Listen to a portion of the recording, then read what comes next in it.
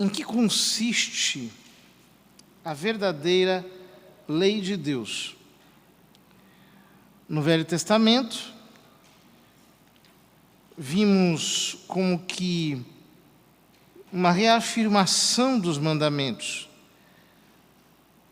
salientando-se especialmente os mandamentos da segunda tábua, os mandamentos que dizem respeito ao próximo. Não furteis, não digais mentiras, nem vos enganeis uns aos outros, etc. O Evangelho tem a mesma tônica. Nós estamos no chamado sermão escatológico do Evangelho segundo São Mateus, o qual é composto de duas partes. A primeira parte são os vaticínios a respeito do fim de Jerusalém, da sua destruição e também do fim do mundo. E a segunda parte são parábolas, que dizem respeito ao final dos tempos e como nós devemos viver na expectativa do retorno de Cristo. A última das parábolas escatológicas e o texto que encerra o sermão escatológico segundo São Mateus é justamente este que lemos no Evangelho. Há tantas coisas que se poderiam dizer aqui, mas eu queria puxar apenas uma ideia principal. Este texto que nós ouvimos, a parábola do juízo final, chamada assim, exprime de maneira muito perfeita em que consiste o mandamento da caridade. Em primeiro lugar, servir a Deus no próximo. O que significa isso? A caridade cristã é diferente da filantropia, porque ela não é apenas uma benevolência humanitária. Ela tem uma intrínseca orientação teológica, ou seja, nós estamos amando a Deus enquanto nós amamos o próximo. Ou seja, o amor ao próximo não apenas não é oposto ao amor divino ou alternativo, ou é uma espécie de complemento do amor divino, mas ele é um meio pelo qual nós exercitamos a caridade, inclusive para com Deus, pois diz-nos São João na sua primeira epístola: caríssimo, quem não ama o próximo a quem vê, não pode amar a Deus a quem não vê. Ou seja, o próximo é uma expressão de Jesus Cristo para nós. É uma imagem de Jesus Cristo para nós. E por isso nós, ao amarmos o próximo, estamos realmente amando Jesus Cristo, no sentido cristão. Ou seja, nem o amor ao próximo pode se degenerar em filantropia, ou seja, perder o seu sentido teológico, como se amar o próximo fosse um fim em si mesmo. Calma, nós temos que amar a Deus amando o próximo. Nem o amor a Deus, por assim dizer, pode se dar realmente sem o amor ao próximo. Segundo o espírito do Evangelho, seria simplesmente uma enganação. Isso por dois motivos. Em primeiro lugar, porque nós não temos como manifestar esse amor senão através de gestos concretos. Então, por exemplo, alguém que dissesse assim: ah, não, olha, eu amo o próximo, nossa, eu gosto muito de você. e visse você numa situação precária e não fizesse nada para lhe ajudar, esse amor seria hipócrita. É como aquele amigo, né? Que, digamos assim, se faz de neutrão, mas quando estiver lutando com um jacaré, fica parado. Isso é um absurdo, isso não é neutralidade. Se você está lutando com um jacaré e o teu amigo não te defende, ele está do lado do jacaré, é óbvio. É evidente isso. Essa neutralidade é fingida. Ou seja, nós podemos espiritualizar a caridade a tal modo de torná-la assim, uma virtude meramente especulativa, né? Porque não seria propriamente uma virtude. Então, se nós disséssemos, não, olha, temos sentimentos humanitários maravilhosos, queremos o bem da humanidade, tá, mas e aí? O que você está realmente fazendo?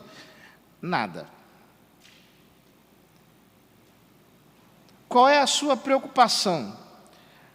A minha preocupação é rezar, ter vida sacramental, cuidar dos meus problemas, cuidar da minha vida, trabalhar. Peraí, isso não é cristianismo. O cristianismo inclui um amor prático por aqueles que estão à nossa volta. E como é difícil desenvolver isso. Porque os santos, eles tinham isso. Então, toda pessoa que tem uma forte experiência com Deus, toda pessoa que realmente é tomada pela graça divina, não consegue ser egoísta. É impossível. Isso eu já vi muitas vezes na minha vida. Uma pessoa, por exemplo, profundamente tocada por Cristo, você vê que até o rosto dele muda, ele quer ajudar, quer fazer, pega uma coisinha, pega outra, já se envolve, já se coloca à disposição, tenta fazer algo por alguém, porque ele está cheio. E as necessidades do próximo não são indiferentes para ele, ele se sente impulsionado por uma força interior. Então, ele vê alguém, por exemplo, com fome, tanto do pão material quanto do pão espiritual, de que nos falava ontem o Evangelho, né? Com fome da verdade de Deus, ele não consegue ficar parado, lavar as mãos, prosseguir o caminho. Não, aquilo grita para ele, aquilo fala mais alto ao coração dele. Ele não consegue ficar parado, não consegue cruzar as mãos. A caridade, ela se manifesta para nós como algo profundamente prático. Quem ama faz alguma coisa, não fica parado, não cruza os braços. E a segunda razão é porque a caridade realmente nos qualifica, ela nos transforma. Isso significa o seguinte: quando nós realmente somos caridosos, quando a caridade se mistura com o nosso ser,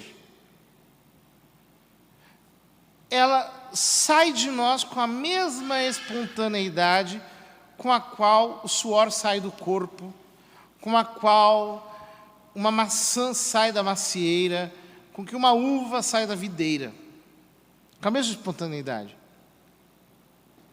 Notem que quando Jesus diz aqui que o rei dirá aos que estiverem à sua direita: vinde benditos de meu Pai, pois eu estava com fome e me destes de comer, etc.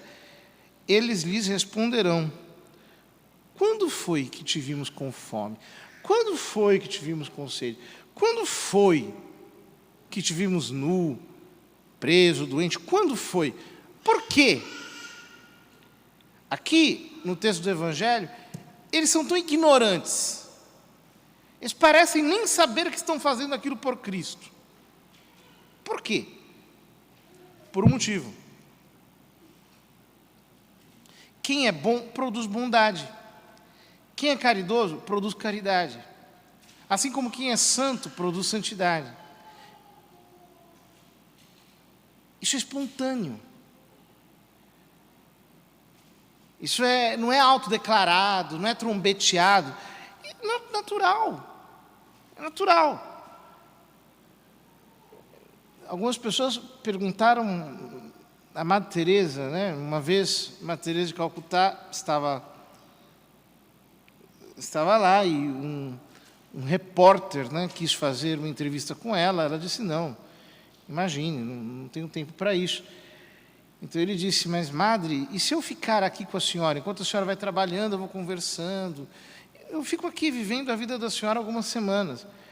Ela falou, bom, se for assim, até posso pensar no teu caso, né? Então o homem ficou hospedado na casa das Irmãs da Caridade e começou, né? 3 horas da manhã a Madre Teresa se acordava, 4 horas estava rezando diante do sacrário, até às 7 da manhã, assistia a missa, comungava, e aí começava a trabalhar, pobre daqui, pobre de lá, de um lado para o outro, e se movia e vinha, e tal, não sei o quê, parava muito pouco, e atendia todo mundo como se fosse único, com aquela luz, aquela caridade que saía dos olhos dela. Depois de algum tempo, o homem disse, Madre, eu não consigo acompanhar a senhora. Eu não faria o que a senhora faz, nem por $1 milhão. Ela disse, nem eu.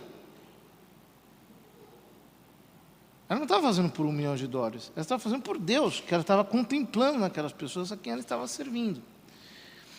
Ou seja,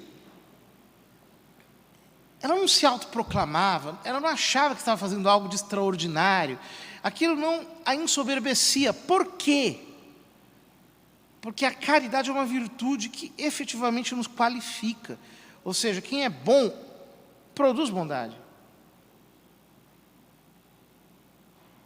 Este é o desafio do Evangelho. Que nós passemos pelo filtro da caridade que efetivamente é o filtro do reino de Deus. Não há outro. É este. Ele só pode existir em quem está possuído pela fé. Ou seja, quem é capaz de entender Deus por trás de tudo. E, ao mesmo tempo, o resultado dele é a caridade. Uma caridade que não é feita só de palavras, mas que é feita de obras efetivas. Que Deus nos ajude nesse tempo da Quaresma a praticarmos verdadeiramente a caridade com as pessoas que estão à nossa volta. Essa é talvez a maior mortificação que nós possamos fazer. Deixar o nosso eu de lado e entendermos, Senhor, é preciso fazer algo por alguém, não posso cruzar os meus braços, tenho que efetivamente ajudar. A igreja, graças a Deus, tem tantas e tantas obras de caridade espalhadas pelo mundo inteiro. Aqui na cidade de São Paulo, em Osasco, em tantos lugares, temos tantas obras de caridade feitas pela igreja, e nós, cristãos, deveríamos enxergar tudo isso com muito mais carinho, muito mais responsabilidade e muito mais entrosamento. Que Deus nos ajude. Então, a caridade não será para nós apenas um substantivo, ela se tornará num verbo. Nós faremos caridade, nós seremos caridade com as nossas ações, com o nosso modo de viver, com a nossa maneira de existir, com toda a nossa vida.